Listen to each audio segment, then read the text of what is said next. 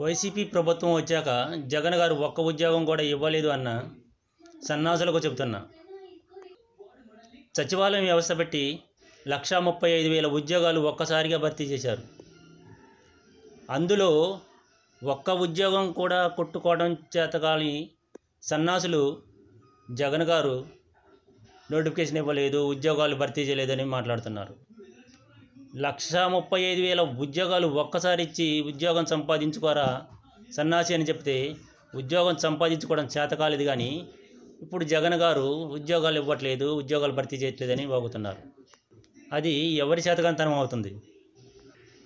ఈ సచివాలయం వ్యవస్థ ద్వారా 1,35,000 ఉద్యోగాలు జగన్ గారు ఇచ్చినవి కాదా?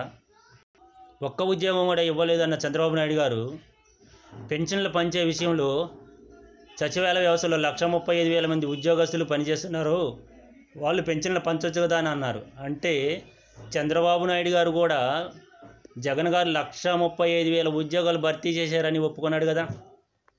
మరి చంద్రబాబు నాయుడు గారు వెనక తిరిగి పచ్చ సన్నాసులకి అర్థం కాదా? వైద్య ఆరోగ్య శాఖలో 52,000 ఉద్యోగాలు భర్తీ చేశారు జగన్ గారు. ఉద్యోగాలు సాధించడం చేత కాదు, కానీ నోటిఫికేషన్లు ఇవ్వలేదని అబద్ధపు ప్రచారాలు చేస్తూ ఉంటారు.